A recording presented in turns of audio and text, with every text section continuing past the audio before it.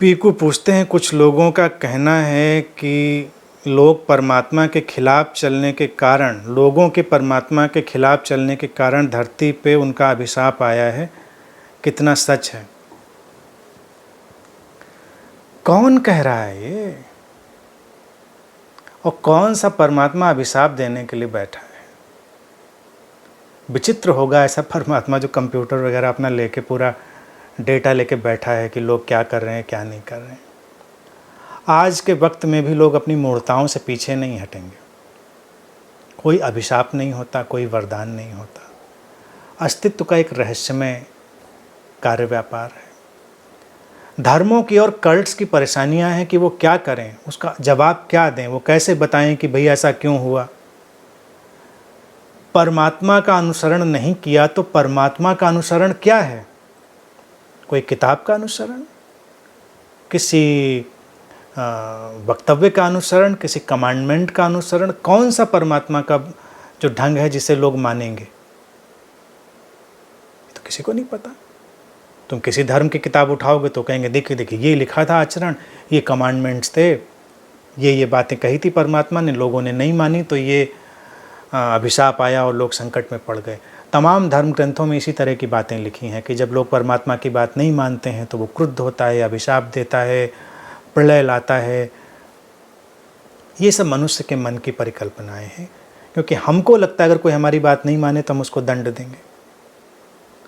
परमात्मा एक टोटलिटी है और वो परिपूर्ण करुणा का स्वरूप है।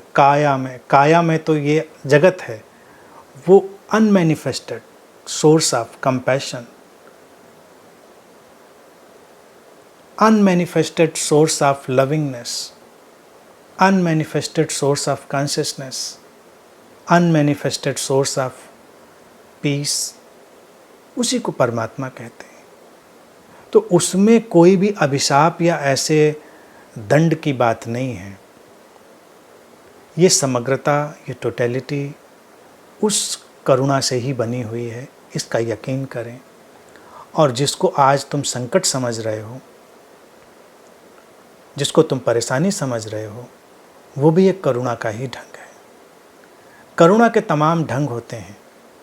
जैसे अगर कोई सर्जन कभी सर्जरी करे, कोई बीमारी हो गई हो तो लोगों को बड़ी परेशानी होगी।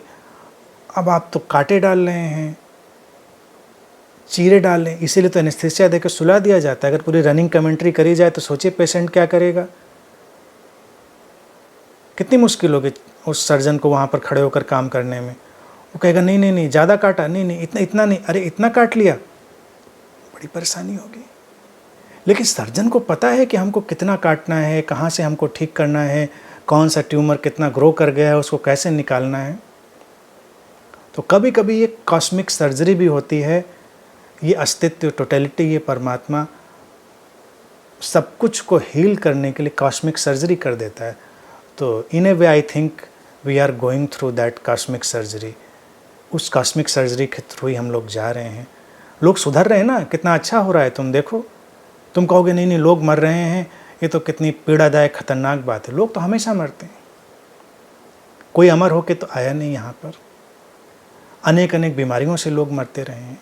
रहा सवार फ्लू से, इन्फ्लुएंजा से, उससे भी लोग मरते रहे हैं। ट्यूबरक्लोसिस से, डेंगू से, तमाम तरह की बीमारियों से लोग, लाखों करोड़ों लोग मरते हैं। रोड एक्सीडेंट्स में लोग मरते हैं। तो लोगों का मरना इतना बड़ा पैनिक का विषय नहीं है। आज क्या है कि आज मीडिया है हमारे पास, एक एक डेटा हमारे पास आता है कि 1 मर गया, 2 मर गया, अब 4 मर गया व्यक्ति, तो हम पैनिक में जाते हैं। अरे लो, आप कल्पना करो अगर अभी कैंसर का डेटा, ट्यूबरक्लोसिस का डेटा पूरे साल भर इसी तरह से आपको चलता रहे, हर महीने आपको सुनाया जाए, तो भी आपके होश फाख्ता हो जाएंगे कि अच्छा इतने लोग मर रहे हैं। हाँ, इसमें इन्फेक्शन है, इन्फेक्शन फैलने की गुंजाइश है, इसलिए डर ज़्यादा है। तो मेरा जो नटसेल में कहने का अर्थ है, मृत्यु अपने ढंग से आती ही रही है। मृत्यु आती है, जिसको जाना है वो जाता है, जिसको नहीं जाना है वो नहीं जाता। मैं इस बात में पूरा यकीन करता हूँ, इसीलिए मैं लोगों से कहता हूँ निश्चिंत रहें, मैं अपने लोगों से भी कहता हूँ अगर तुमको जाना है तो जाओगे, नहीं जाना है तो नहीं जाओगे, तुम अपने काम करो, अपने प्रकाशन करो, बस इतना काफ़ी है जो तुम्हारी समझ, और तुम कर भी वही पाओगे जो तुम्हारी समझ, तुम्हारी बुद्धि, तुम्हारी कंडीशनिंग में आएगा, उसके इतर तुम कर भी नहीं पाओगे। और परिस्थितियाँ, उनका बानक, उनका व्हील अचानक ऐसा घूमता है, तुमसे कुछ का कुछ हो जाता है।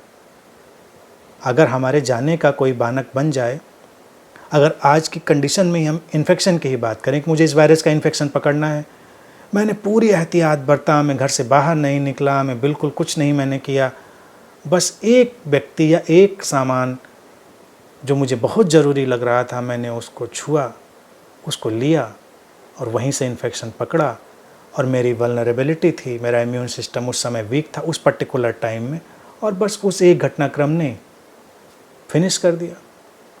तो हमारी सारी जो केयर है वो कितनी काम आएगी, ये इस मिस्टीरियस प्रोसेस में हमको समझ लेना चाहिए, वही हमको निश्चिंत बनाएगा, अदरवाइज तो भय बना रहेगा। तो कोई परमात्मा वगैरह दंड देने के लिए नहीं है, जो होना है वही होता है, जो नहीं होना है वो नहीं होता है। लेकिन इस कॉस्मिक सर्जरी से कितना बेहतर हुआ चला जा रहा है, लोगों का खान पान सुधर रहा है।